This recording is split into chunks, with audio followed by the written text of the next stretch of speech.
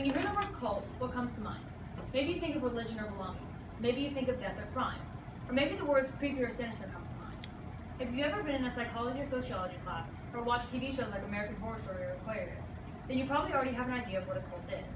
If you're like me, you didn't have to sit through a lecture or watch TV to first learn what a cult is. I've always been interested in psychology behind manipulation and killing, so through my years of learning more, I stumbled across a specific family. Today I'm going to talk about one cult in particular, the Manson family. I'm going to share with you what led to the beginning of the cult, what it was like to be part of the cult, and finally, how this family eventually came to an end. I think a short introduction to the leader will help summarize how this cult came to be. Charles Manson was born in Ohio to a 16-year-old girl who was both an alcoholic and a prostitute, who would begin spending time in prison as a teenager, and was described by probation reports as suffering from a marked degree of rejection, instability, and psychic trauma. His cousin once said in an interview with Jeff Gwynne, the author of the book Manson, that when Charlie was just 5 or 6 years old, he was already recruiting kids in his class to attack other kids that he didn't like. He would eventually spend half of his first 32 years of life behind bars. In August of 1969, after his release in 1967, he would begin recruiting members for his new family. With the hippie lifestyle being popular at the time, most of his followers were runaways. They were people looking for some sort of belonging. And Manson was very welcoming. He was looked at as that father figure or brother that those people were trying to fill.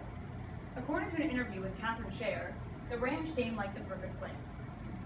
There was freedom, acceptance, and belonging. It was the ideal hippie lifestyle.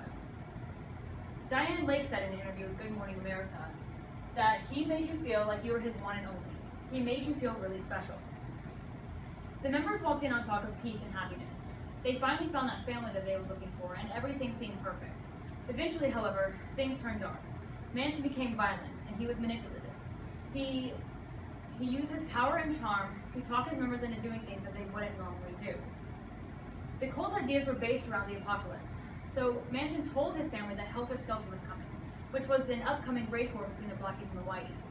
Now the family would gain from this war by hiding out until it was over, and they would facilitate this war by killing off whites and then blaming the African American community. The family committed a series of 8 crimes, the first of which was Gary Hinman, due to lack of cooperation. The family needed money that he had, and he wouldn't give them any, so they held him hostage and then killed him.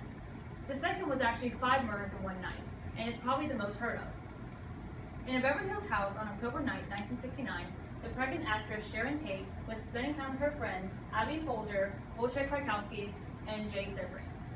Manson ordered 4 of his members to enter the house and destroy everyone in it as gruesome as you can.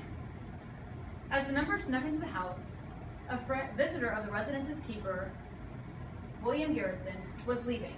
One of the members saw him and then shot him 4 times. Once the members got into the house, they tied Tate and Sebring together by their necks and then took Folger into a nearby bedroom.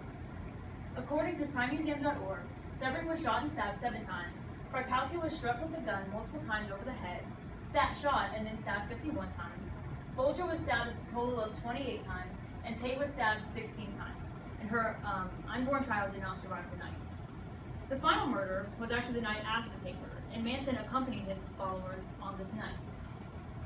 They went to the home of Leno LaBianca and his wife, Rosemary. The accounts of the night differ from person to person, but according to Manson, they tied up the couple and reassured them that they were not going to die, that they were just being robbed. Eventually, however, when Manson left the house, or the property, he ordered his members to kill the couple. The members who were ordered to kill, along with Manson, were all put on trial. On June 15, 1970, the Tate LaBianca trial against Manson and his followers began on 7 counts of murder and 1 count of conspiracy. After weeks of deliberation and trial, the jury finally came to a verdict of guilty of all counts of murder and conspiracy. All living defendants are still in prison today.